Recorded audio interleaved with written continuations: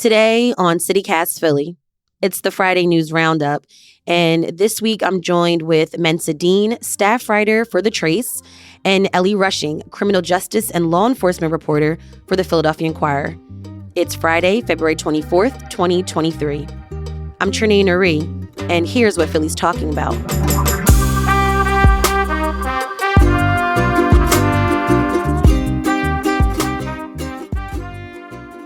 Hey, Mensa. Hey, Ellie. Morning. Hey. You know, this has been a really tough week in terms of just stories about the ongoing violence in our city. One thing, I would love to hear from you all is just y'all cover some of the most toughest stories. How do you stay grounded during the week?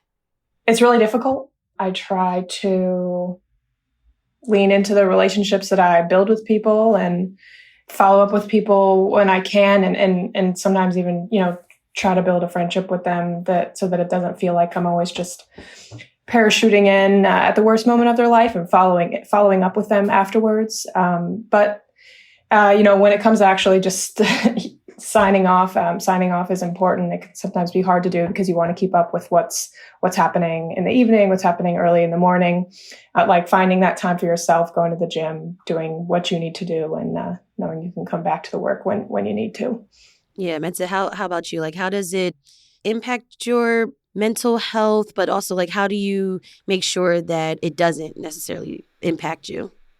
For journalists, we do have some distance from the things that we cover, unlike the police, or the medical examiner's office. We arrive at the scene after the fact. Mm-hmm. And so there's that distance. What makes it much more real to me is when you meet the family or the those who are left behind, and we do that a lot. That for me, that keeps me grounded, and knowing that this is just not just work.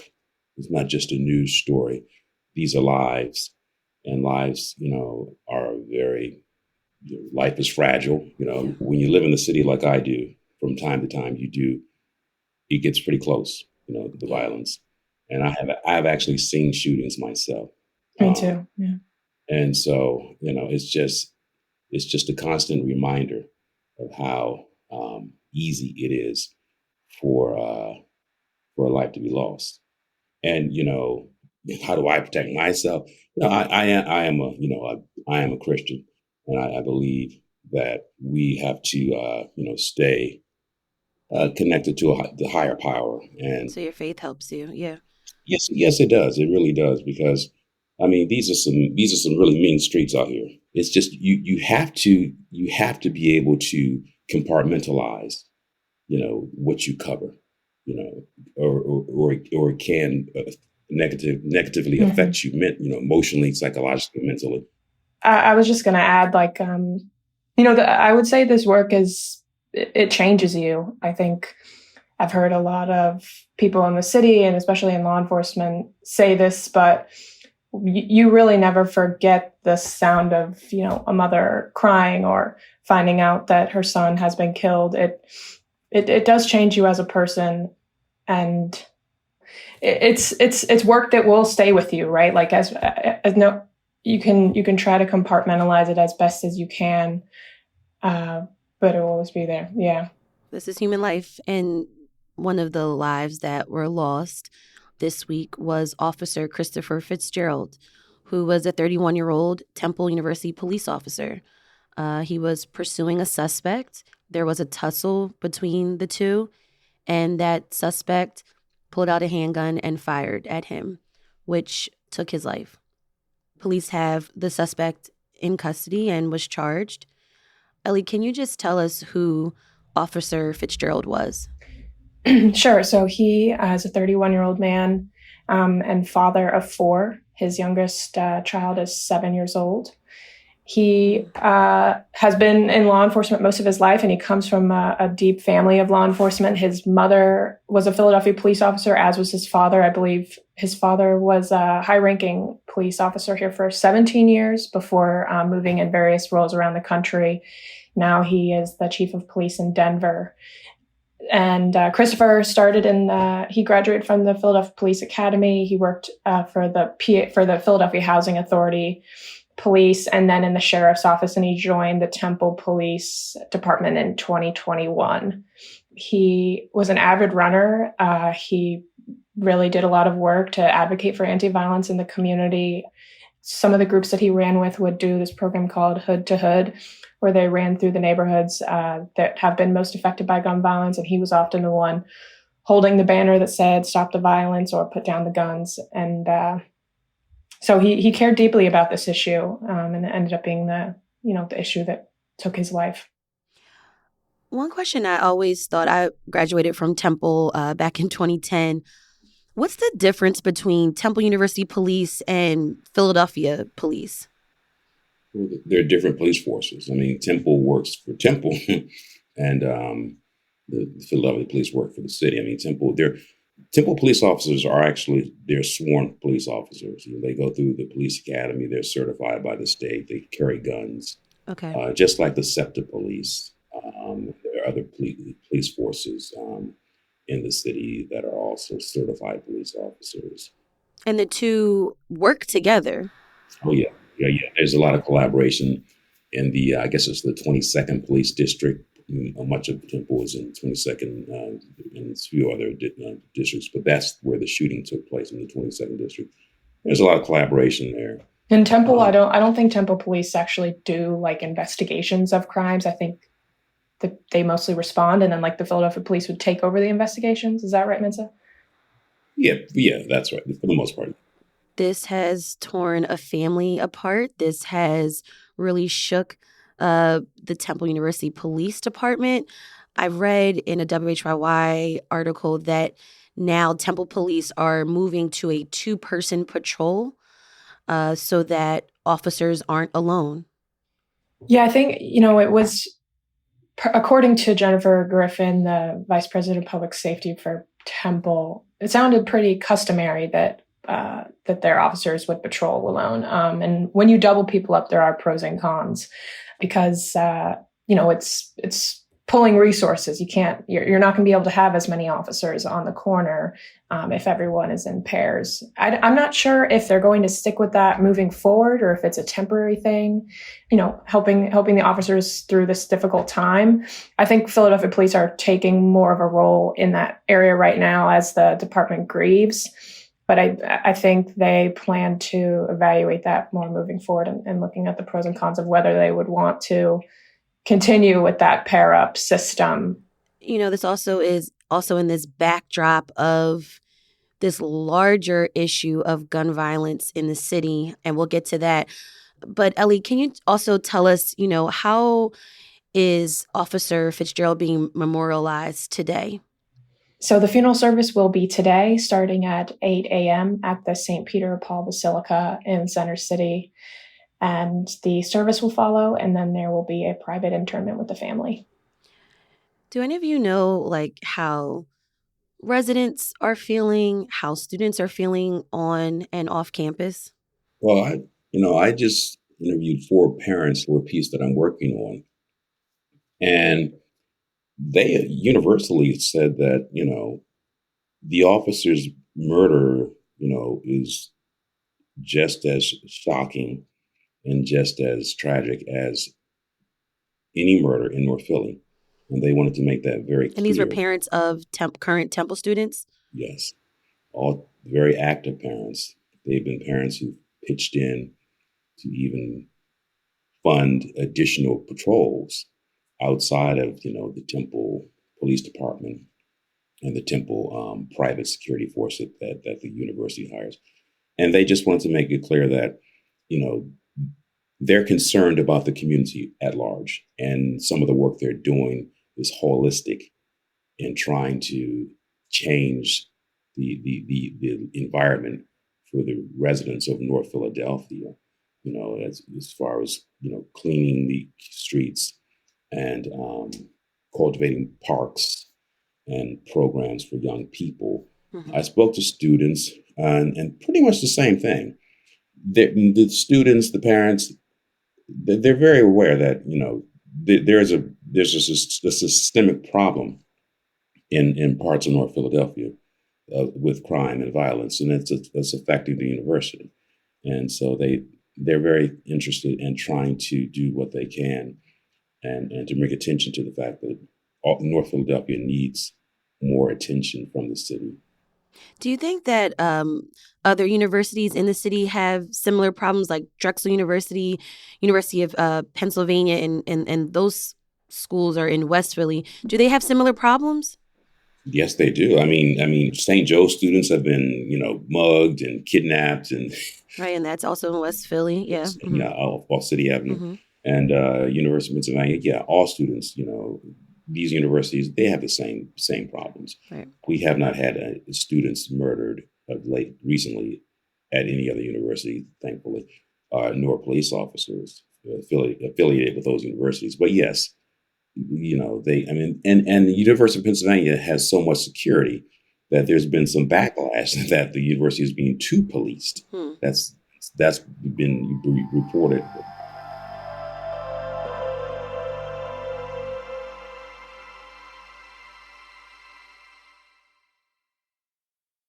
Mensa, you've been covering some of these neighborhoods. You wrote about the 39th, 25th, 24th, and the 22nd police districts. It's known as a bullet belt of Philadelphia. Well, yeah, that's how I characterized it. Because these districts sort of go stretch across the stomach of the city or the center of north of center city. And as the police department has identified them as the most gun prone police districts. Right. And what are some of the factors that are driving the increase of this violence? I mean, you talked about it a little bit before, like the lack of investment, so to speak, in these communities. That's what it is. I mean, it's generational. It's generational. I mean, years ago, I spent a year covering welfare reform when the federal welfare reform was going to kick in under President Clinton in 1999, and I spent a lot of time in that area because those areas had the highest uh, number of welfare recipients who would have to adhere to new rules of finding jobs if they wanted to keep part of their welfare benefits. And in my research back then, I discovered that these communities had started suffering as far back as the 60s and early 70s when factory jobs started leaving that area. Mm-hmm. In 2021, Mensa might could describe the story better than me because he worked on it. The Inquirer mapped out all of the shootings in the city, I believe, since 2015, and identified 57 blocks in the city that had had 10 or more shootings since then. And then they overlaid that map and found that it correlated with the historical redlining maps. Yeah. And correlated with the deepest poverty sections of the city as well. Yeah. So poverty is at the root of all of this. Redlining went hand in hand with the neighborhoods becoming de-invested or the investments leaving. So, Mensa, you wrote that in January, 100 officers were added to those districts that I mentioned, 39th, 25th, 24th, 22nd. So is there a more noticeable police presence in those neighborhoods? Well, I was out there for several days. I met some of those officers. Some of the people say, yeah, they see a few more cops going up and down the streets. I cannot definitively say if all those police officers are out there because the police department wouldn't respond to me. I did ask them about this a couple of weeks ago, and they said that they did add them. Well, there you go. They added them. They're out there. So, I mean, I met people who said, yeah, I see more. I met people who said, I don't see any. I met people who said, well, we'll see what they do. And then I saw people who told me the new ones, just like the ones who have always been there, are just sitting in their cars. Mm. And, 100 officers across a really large part of the city. Right. So it doesn't look like a lot. Right. Okay. Because that's huge. It's like all across North Philadelphia, basically, from like Mount Airy all the way to the northeast. Ellie, how do people feel, though, having that presence, though, after maybe a violent incident happens in their community? I think it's kind of it depends on the generation of person that you ask. Like if a lot of kind of the longtime residents, like elderly Black residents of North Philadelphia, they want to see more police, and I think sometimes it's maybe younger generations who want to see less of it, but people are scared, and they've witnessed a lot. They hear a lot of violence. Their families, a lot of their families have been affected by it, and so if anything helps, most people that I talk to do want to see police on their block, at least to deter that threat. But there's also that question whether the police are actually making the communities safer or Right. more secure. And then there's issues of more profiling, right? And that also can lead to a debate about, positive or negative interactions between police and communities. So is there anyone, or are there people pushing back against an increase of police presence? Yes, there are people. I mean, there are some people, like when I was the reporting that you referenced that I have done on the redeployment of the 100 police officers. I wasn't surprised that I met people who said we don't need more cops here. Because the ones who are here don't do anything. And they're hostile and overly aggressive. You're always going to get, there's never going to be universality on anything, right? Right. And I think that the general consensus, I think, is tipping towards, yes, we don't need to defund the police, but we need to make sure that the police are, being lawful and they're well trained, and they have tasers, and that they don't, and that they learn how to communicate well and de-escalate. Is there anyone maybe proposing alternatives to police, other measures that could prevent gun violence? Well, it's kind of an interesting conversation because, I mean, really the police are supposed to respond to the gun violence and solve it. And then you hope that solving that crime would reduce it and prevent it. But ultimately, it's not really the job of the police department to prevent the gun violence from happening. And so I think that there really needs to, you have to fully invest in all of those services that start at the beginning to prevent gun violence, investing in schools, investing in community centers, reaching young people, jobs. And Menta, I know that the Trace has resources available with Up the Block.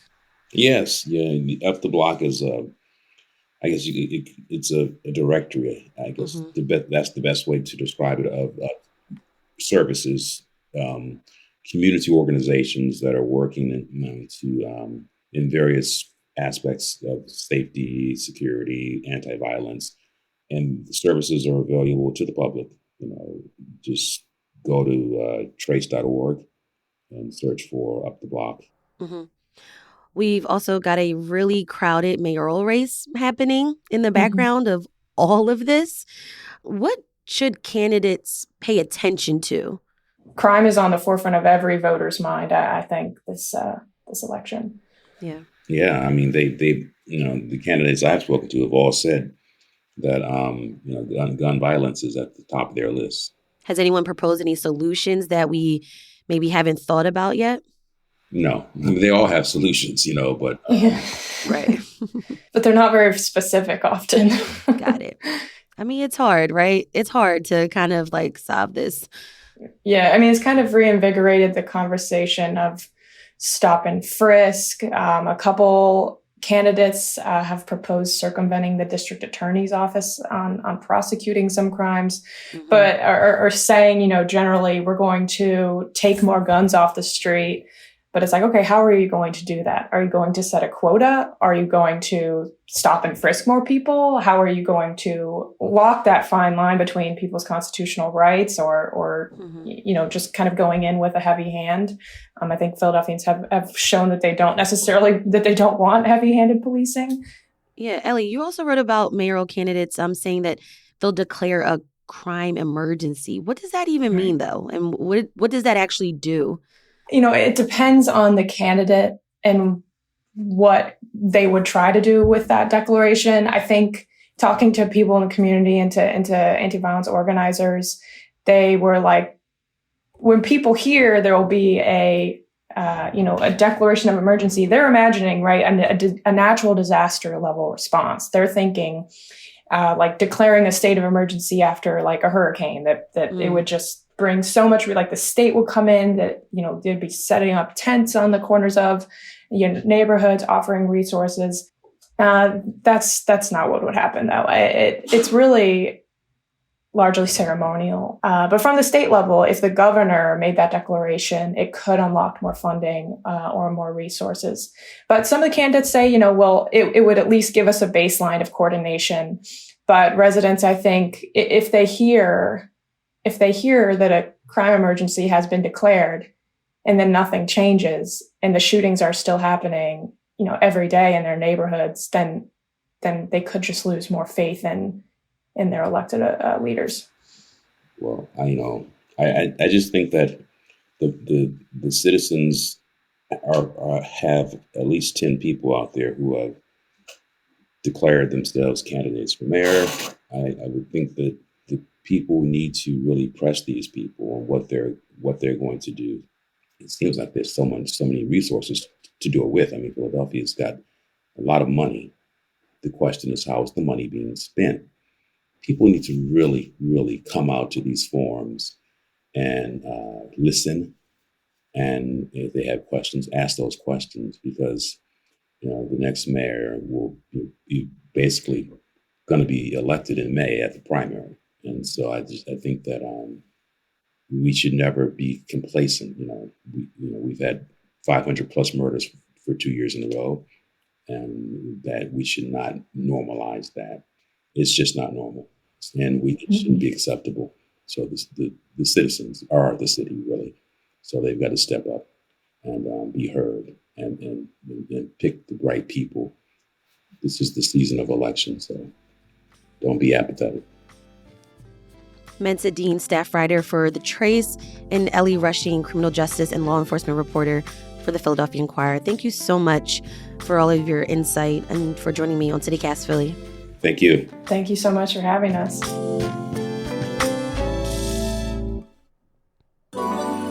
Hey, y'all. Here is the CityCast Philly tip of the day. The Reading Terminal Market, which turned 130 this week, is one of the most popular tourist destinations. If it's your first time, or even if you love passing by during your lunch break, just know it does get really busy, especially the day before a major holiday. But to beat the crowd, go for those Byler donuts as soon as the doors open at 8 a.m. Happy birthday, Reading Terminal Market.